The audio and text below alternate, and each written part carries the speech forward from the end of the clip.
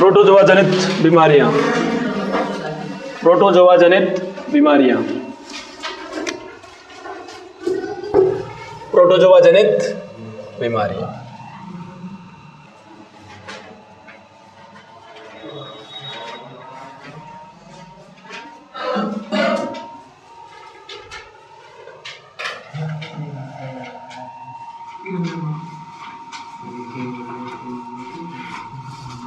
Protozoa जनित,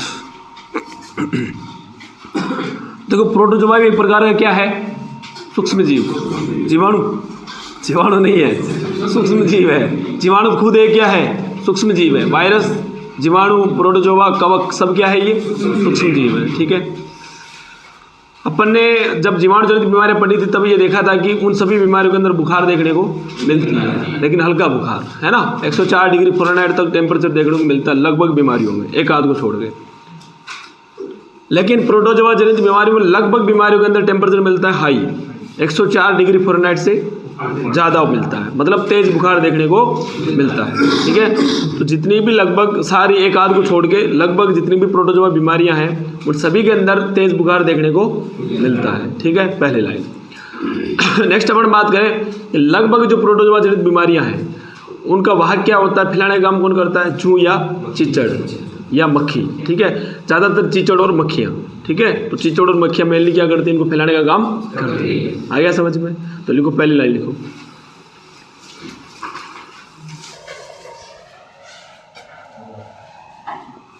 इन सभी बीमारियों में तेज बुखार देखने को मिलता है। तेज बुखार, तो टेम्परेचर तेज बुखार का मतलब 104 डिग्री फ़ारेनहाइट से क्या मिलेगा, अधिक। ठीक है, इन सभी बीमारियों में तेज बुखार देखने को मिलता है। नेक्स्ट अपन बात करें कि इन सभी बीमारियों को फैलाने का काम कौन करते हैं, मेनली वाहक कौन है इनका, जूं, चिचड़ या मक्खियाँ, मेनली चिचड़ और मक्खियाँ। ठीक है, तो वाहकों की यदि बात करें, स्प्रेड कौन कर रहा है, इनको फैलाने का काम कौन कर रहा है, तो कौन करता है, या तो चिचड़ या मक्खियाँ। ठीक है, मेनली ये दोनों ही है, जूं, चिचड़, मक्खियाँ, और चिचड़ मक्खियाँ ज़्यादा है ना। दो चीज़ें यहाँ क्लियर हो गई, वाहक चिचड़ या मक्खियाँ होगी, टेम्परेचर क्या मिलता है, हाई। ठीक है, हाई टेम्परेचर आते ही इंजेक्शन क्या होता है, चेंज, है ना। नॉर्मल बुखार के अंदर अपन क्या लगा रहे थे, मेलोक्सिगम, पैरासीटामोल। अब तेज बुखार में क्या लगाना पड़ेगा, या तो निमोपेरा या फिर आर्टिजोन। ठीक है, या फिर मेलोनेक्स पावर प्लस आता है वो लगाना पड़ेगा। आ गया समझ में? ये तो दो नॉर्मल लाइन बात कर ली अपन। नेक्स्ट अपन बात करें बीमारियों की, तो इसके लिए मैं एक ट्रिक बता देता हूँ आपको। ABCD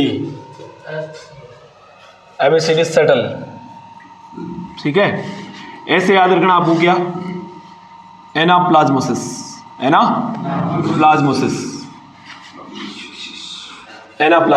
ठीक है, बी से याद रखना आपको, बबेसियोसिस। ठीक है, सी से याद रखना है कॉक्सीडियोसिस।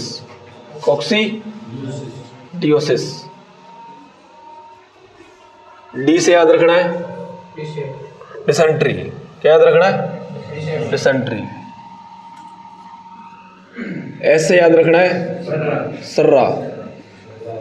टी से याद रखना है थलेरियोसिस या थलेरिया। एल से याद रखना है लेशमानियासिस। क्या याद रखना है,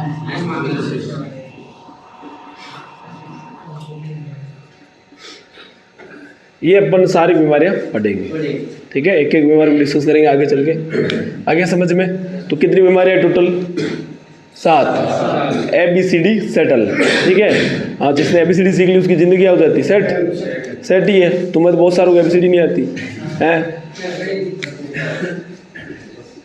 इसमें एक जोड़ दिया कितना आएगा,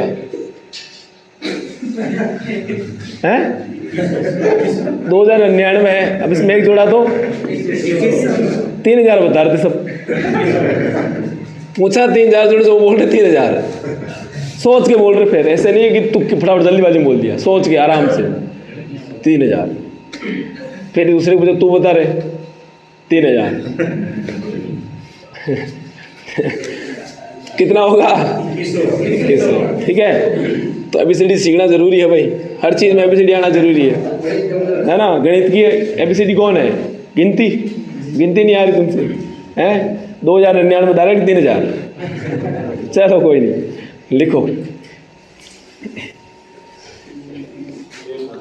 अपन जो पहली बीमारी पढ़ेंगे ना एनाप्लाज्मोसिस, वास्तव में ये कोई प्रोटोजोआ के द्वारा नहीं होती है, ये एक प्रकार की रिकेट्सियल डिजीज है, रिकेट्सिया के द्वारा होती है। किसके द्वारा होती है?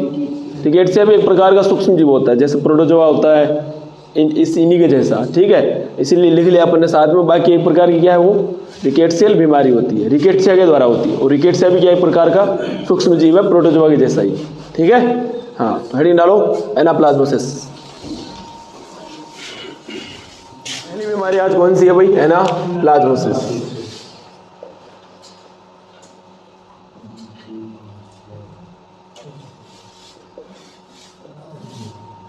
एनाप्लाज्मोसिस। ठीक है, समझो इसको, थोड़ा सुन लो पहले। ये एक प्रकार की क्या है? रिकेट्सियल बीमारी है। कैसी बीमारी है? रिकेट्सियल बीमारी है। मतलब कार्य क्या है इसका? कोई एक प्रकार का रिकेट्सिया होता है। ठीक है, नाम होता है उसका एनाप्लाज्मा मार्जिनेल। क्या होता है नाम? एनाप्लाज्मा मार्जिनेल। ये तो करता है गाय भैंस के अंदर बीमारी। एक होता है एनाप्लाज्मा सेंट्रल। क्या होता है? एनाप्लाज्मा सेंट्रल, ये करता है भेड़ बकरी के अंदर बीमारी। एनाप्लाज्मा मार्जिनल गाय भैंस के अंदर बीमारी करता है। एनाप्लाज्मा सेंट्रल भेड़ बकरी के अंदर बीमारी करता है। कैसे करता है समझो अब। तो सबसे पहले अपन बात करें कारक की, तो ये कैसी बीमारी होती है? यह एक रिकेट्सियल बीमारी है। कैसी बीमारी है? रिकेट्सियल बीमारी। मतलब कि किसके द्वारा हो रही है? रिकेट्सिया के द्वारा। रिकेट्सियल बीमारी है, होती किसके द्वारा है? रिकेट्सिया के। मैं बता रहा हूँ, सूक्ष्म जीव होता है ये, रिकेट्सिया के द्वारा। हाँ, जैसे प्रोटोजोआ है, प्रोटोजोआ होता है, ऐसे जीवाणु होता है, वायरस होते हैं, सेम ऐसे एक सूक्ष्म जीव होता है रिकेट्सिया। क्या होता है? रिकेट्सिया। ठीक है, अब देखो अपन ने जब पढ़ा कि जैसे प्रोटोजोआ पढ़ेंगे आगे अपन, जैसे बबेसियसिस एक प्रोटोजोआ जनित बीमारी है। ठीक है, अब बबेसिया का जो बीमारी हो रही है उसके पीछे कोई प्रोटोजोआ है, बबेसिया बाइजेमिना। क्या है? बबेसिया बाइजेमिना। प्रोटोजोआ था, प्रोटोजोआ के अंदर उसका नाम है बबेसिया बाइजेमिना। एक उसकी क्या है? एक प्रजाति समझ लो, एक नई। ठीक है, उसी के अंदर है तो प्रोटोजोआ, लेकिन उसका नाम है विशेष। क्या है? बबेसिया बाइजेमिना। तुम सब इंसान हो, है ना, लेकिन नाम है कि नहीं स्पेसिफिक?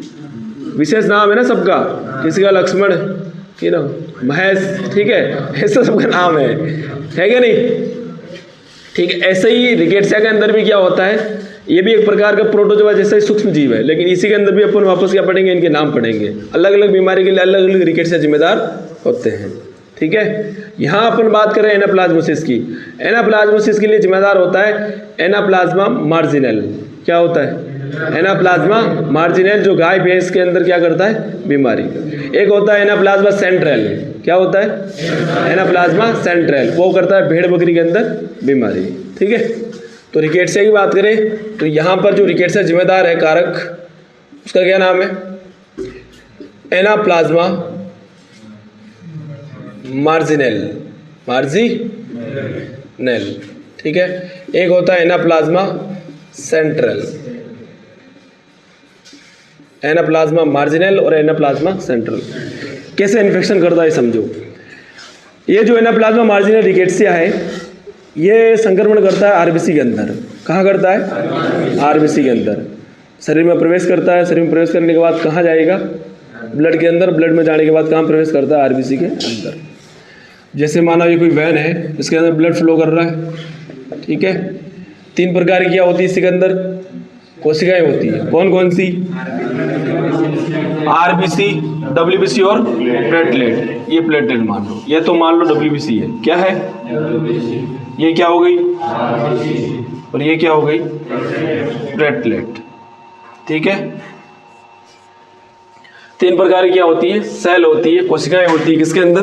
ब्लड के अंदर। ये जो इन्फेक्शन करता है किसके अंदर करता है? आरबीसी के अंदर। ठीक है, मान लो ये क्या है? आरबीसी। ठीक है। मैं अपनी अभी बात कर रहा हूँ इसकी एनाप्लाज्मा मार्जिनल की, ठीक है। ये किस में बीमारी करता है? गाय और भैंस के अंदर, गाय और भैंस के अंदर। ये कहाँ करते हैं? भेड़ और बकरी में। ये भेड़ बकरी के अंदर करते हैं और ये गाय भैंस के अंदर। अभी अपन बात कर रहे हैं एनाप्लाज्मा मार्जिनल की, कैसे संक्रमण करता है, कैसे इन्फेक्शन करता है, ठीक है, समझना। ये मान लो क्या है?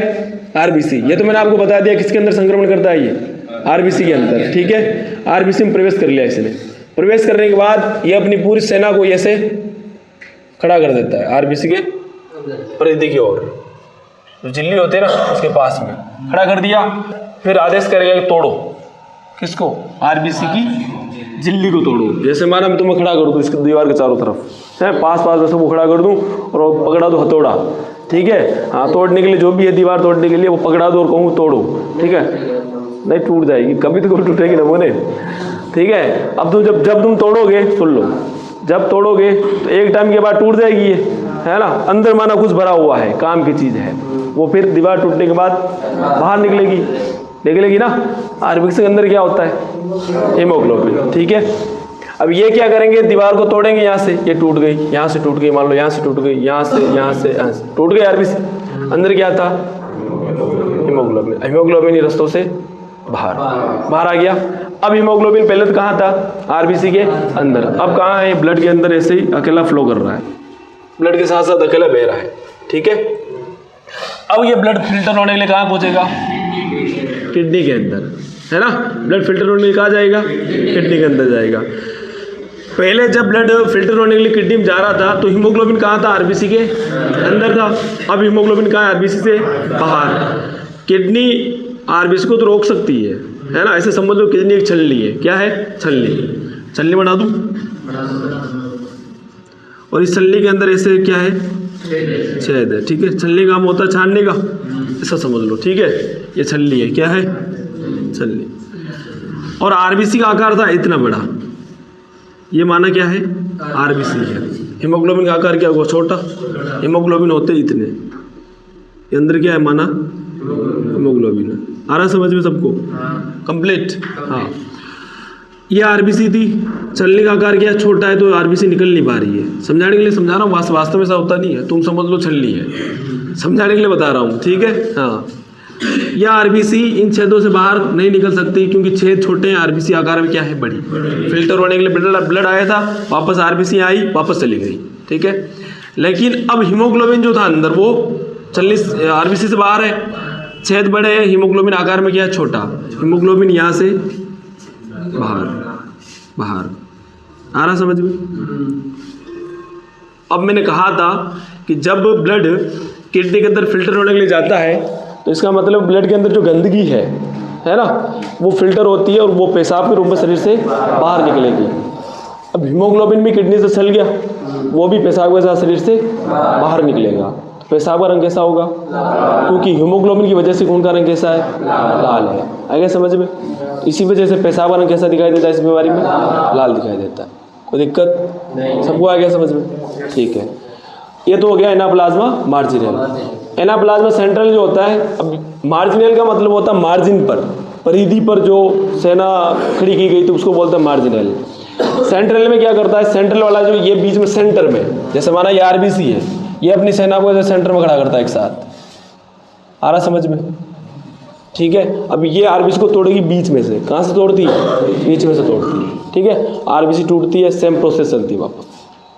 कंप्लीट? कोई दिक्कत नहीं? लिख लो इतना, लिख लिया ये। नेक्स्ट लिखो लक्षण।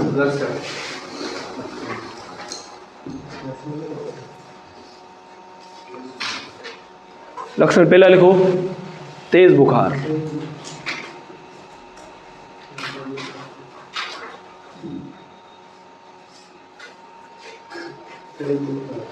तेज बुखार, ठीक है। तेज बुखार मतलब 104 डिग्री फ़ारेनहाइट से टेम्परेचर क्या मिलेगा? ज़्यादा, ठीक है। ये तो गाय भैंस की बात कर रहे हैं, है ना। हाँ, महेंद्र खड़ा हो। बकरी का टेम्परेचर कितना होता है? 103 डिग्री सेंटीग्रेड फ़ारेनहाइट। चल बैठ, ठीक है। तो गाय भैंस के लिए 104 डिग्री फ़ारेनहाइट से टेम्परेचर बढ़ा, इसका मतलब तेज़ बुखार है। बकरी के अंदर तेज़ बुखार 104 पर नहीं है, वो नॉर्मली है। 103 डिग्री उसका क्या होता है, नॉर्मल टेम्परेचर होता है। तो 104 डिग्री जाते तुम ये मत बोल देना इसको भयंकर तेज़ बुखार है। हाँ, इसके लिए जब 106 तक जाएगा ना टेम्परेचर, तब ओपन कहेंगे कि बुखार ज़्यादा है थोड़ा, ठीक है। हाँ, बकरी के अंदर टेम्परेचर चेक किया, टेम्परेचर है 103.5 डिग्री फ़ारेनहाइट। अब ये टेम्परेचर यदि भैंस में है तो बुखार है उसको, बकरी के अंदर नॉर्मल के आसपास ही है। आ गया समझ में? तो टेम्परेचर पता होना जरूरी है, और जो ऑथेंटिक जो लिखा रखा है मैंने वो याद रखना है, ठीक है। 102 103 ऐसे याद नहीं रखना, एक्यूरेट पता होना चाहिए हमें कि ये इतना टेम्परेचर होता है। क्योंकि जैसे आप मैं ये बकरी का टेम्परेचर कितना है 103 डिग्री फ़ारेनहाइट, अब 103.5 आ रहा है टेम्परेचर चेंज, ट्रीटमेंट चेंज आ रहा है समझ में कुछ, ठीक है। अब जैसे 101.5 डिग्री फ़ारेनहाइट का होता है गाय और भैंस का, ठीक है। अब ये नॉर्मल है। अब टेम्परेचर आपने जब चेक किया आया 102.1, अब आप याद ही ऐसा करोगे 101 से 102 होता है, तुम ऐसे याद रखोगे तो गड़बड़ हो जाएगी। तुम्हारे दिमाग फिट हो गया कि 101 से 102 का बीच में टेम्परेचर होता है, नॉर्मल होता है। 102 ऊपर जाता है तो आप माइफेक्स नहीं चढ़ा सकते। 102 डिग्री यदि फ़ारेनहाइट है टेम्परेचर, माइफेक्स नहीं चढ़ा सकते। आ गया समझ में? तो नॉर्मल टेम्परेचर एक्यूरेट पता होना चाहिए, ठीक है। एक्यूरेट याद रखो। चलो लिखो, तेज बुखार लिख लिया। नेक्स्ट,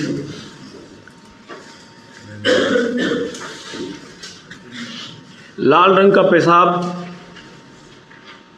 लाल रंग का पेशाब आता है। लाल रंग का पेशाब आता है। पेशाब कैसा आता है? लाल। पेशाब लाल रंग का आता है, ठीक है। नेक्स्ट लिखो, अब पेशाब लाल आ रहा है, इसका मतलब हीमोग्लोबिन बाहर निकल रहा है। शरीर में क्या हो रही, खून की कमी। आगे चल के बीमारी कौन सी होगी, एक और, खून की कमी मतलब एनीमिया। तीसरा लिखो एनीमिया।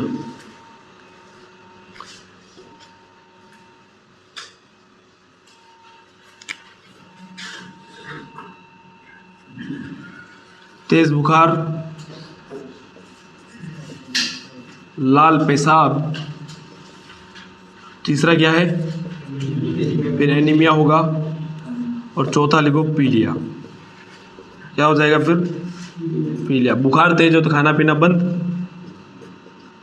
जानवर खाना पीना क्या कर देगा, बंद कर देगा, ठीक है। एनीमिया के ब्रैकेट में लिख लेना, श्लेष्मा झिल्ली का रंग सफेद, कल बताया था मैंने, है ना। एनीमिया में रंग कैसा होता है श्लेष्मा झिल्ली का, सफेद। पीलिया में पीला, ठीक है। तो श्लेष्मा झिल्ली का रंग कैसा हो जाता है, सफेद, और यहाँ पर श्लेष्मा झिल्ली का रंग पीला, ब्रैकेट में लिख लेना। श्लेष्मा झिल्ली का रंग कैसा हो जाता है, पीला, ठीक है। और टाइम पर इलाज नहीं किया तो खत्म। तो सिम्टम तो देखो सेम ऐसे सिम्टम दिखाई देंगे किसके अंदर, आगे पढ़ेंगे अपन भविष्य से। सेम टू सेम लक्षण है, ठीक है। लक्षणों में कोई चेंजेस नहीं होगा, बस थोड़ा चेंज है। ये ऐसे तोड़ रहा है आरबीसी को, वो थोड़ा वो भी अंदर जाके तोड़ना ही है उसको भी, है ना।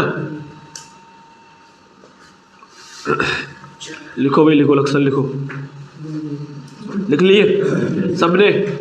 तो पहला लक्षण तेज बुखार, दूसरा लाल पेशाब, एनीमिया, पीलिया और खाना पीना बंद, ठीक है। लिखो उपचार, लिखो लिखो उपचार लिखो। एक चीज और सुन लो, जब मैंने मेटाबॉलिकल बीमारियां पढ़ाई थी तब बीमारी पढ़ाई थी आपको पीपीएच, उसमें भी पेशाब का रंग कैसा था, लाल था। यहाँ पर भी पेशाब का रंग कैसा है, ट्रीटमेंट दोनों का। वहाँ पर आरबीसी टूट रही थी फॉस्फोरस की कमी की वजह से, यहाँ पर आरबीसी टूट नहीं रही है, तोड़ा जा रहा है उसको। तो यहाँ पर इलाज कैसा करना, तोड़ने वालों को निपटाना है, तब जाके आरबीसी वापस सेट होगी। वहाँ पर तोड़ने वाला कोई नहीं है, शरीर में पोषक तत्व तो कम पड़ रहा था, फॉस्फोरस, आरबीसी क्या हो रही थी, डैमेज, ठीक है। तो वहाँ अपन ने फॉस्फोरस की पूर्ति की, बीमारी रिकवर होगी। यहाँ अपन क्या करेंगे, इसको मारना पड़ेगा। यहाँ कितने फॉस्फोरस भर भर के दे दो, इलाज होगा नहीं, क्योंकि फॉस्फोरस की आवश्यकता ही नहीं है। बॉडी कह रही है भाई कहाँ भेज रहा है तू, कितना भेजेगा आप, ज़्यादा एक्स्ट्रा जो फॉस्फोरस माना कोई शरीर में कोई भी पोषक तत्व एक्स्ट्रा मात्रा में है, पेशाब के साथ बाहर निकलेगा, तो एक्स्ट्रा देने से फायदा नहीं है। तो अब यहाँ पर डिसाइड कौन कर रहा है कि बुखार बीमारी कौन सी है, कौन डिसाइड कर रहा है, बुखार। यहाँ तेज बुखार होगा, वहाँ टेम्परेचर क्या होगा, नॉर्मल होगा, है ना, क्योंकि वहाँ पर नॉर्मल क्यों होगा, क्योंकि कोई रीज़न ही नहीं है।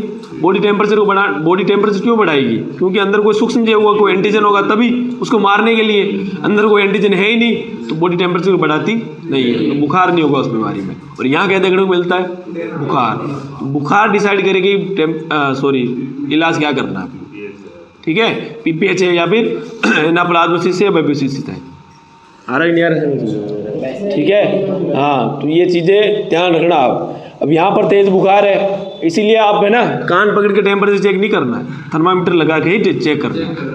आ गया समझ में, आ रहा है नहीं आ रहा।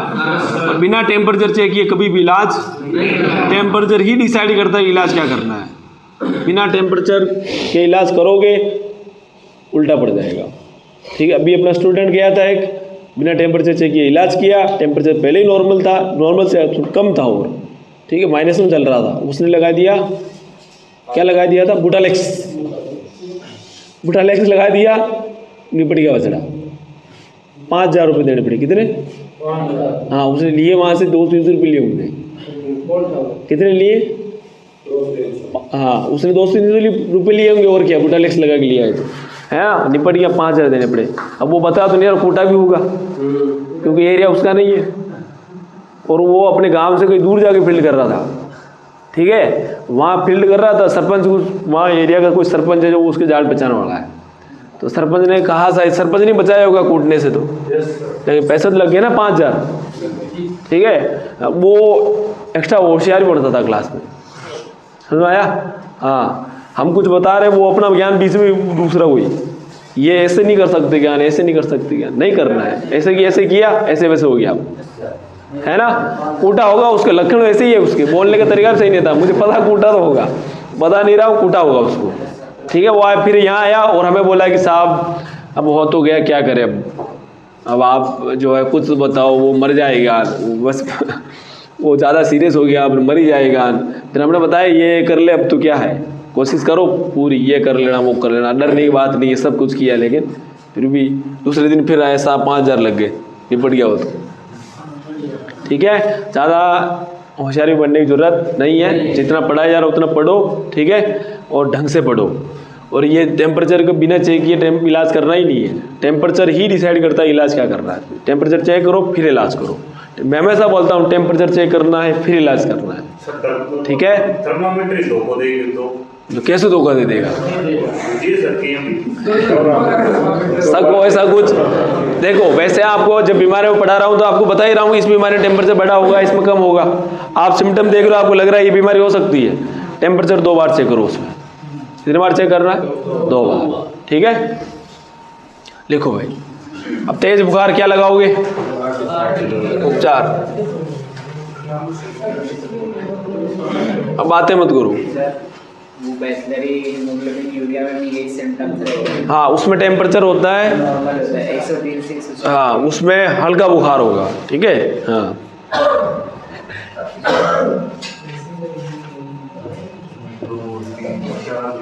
तो भाई उपचार की बात करें तो तेज बुखार क्या लगाना है, आर्टिजोन एस।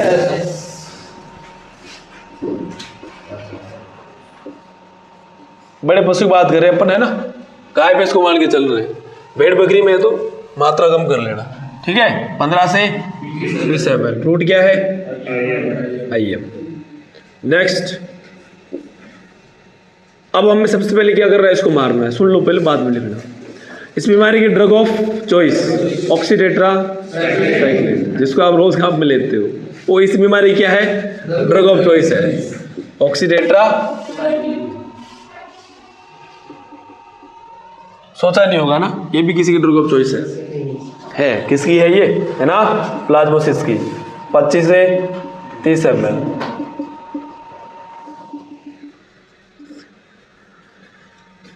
ड्रग ऑफ चॉइस ठीक है। अब आ रहा है लाल पेशाब, तो आपने ऑक्सी लगाया, अंदर जो है ऑक्सी क्या करेगा, इसको निपटा देगा, मार देगा इनको। जैसे ही मरेंगे आरबीसी वापस रिकवर हो जाएगी, पेशाब लाल आ रहा था वापस नॉर्मल आना स्टार्ट हो जाएगा। ठीक है। अब अपन ने ये तो कर दिया, लेकिन खून की कमी हुई ना शरीर में, खून की वापस क्या करनी है, पूर्ति। खून को क्या करना, बढ़ाना है, उसके लिए क्या लगाएंगे, फेरिटास। क्या लगाएंगे, फेरिटास। फेरिटास आता है इंजेक्शन, है ना, कितना ml, 10 ml। बड़े पशु के अंदर 10 ml। रूट क्या है, आइए, और इसी की बोलस दे देनी है। फेरिटास की क्या आती है, बोलस, 2 बोलस सुबह शाम, 2 बोलस।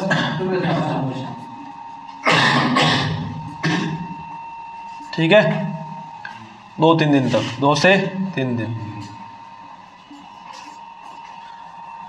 एक लिक्विड आता है आरबीसी लिक्विड, कौन सा आता है, आरबीसी लिक्विड। रोज पिलाना कितना, 20 ml, 20 ml प्रतिदिन, पर डे। ठीक है। रूट क्या है, ओरल, मुंह के द्वारा। ठीक है। और ज़्यादा लगे आपको, कमजोरी ज़्यादा आ रही तो ग्लूकोज चढ़ा देना। कौन सा चढ़ाओगे, डीएनएस। ठीक है, 2-3 लीटर डीएनएस और 1 लीटर या 1 लीटर के आसपास इंटालियाट या रिंगटोस। ठीक है, चढ़ा लेना।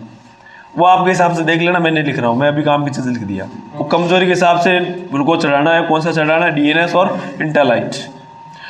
बाकी तो B complex plus CPM, 10 ml IM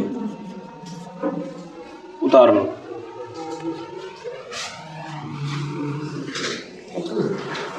RT Jones 15 से 20 ml, रूट आईएम। ऑक्सीटेट्रासाइक्लिन 25 से 30 ml, इसको आई भी लगाओ तो अच्छा रहेगा, ज़्यादा जलन भी नहीं करेगा और इलाज भी जल्दी होगा। फेरिटास 10 ml आईएम, बोनस देनी है 2-2 सुबह शाम, 2-3 दिन तक।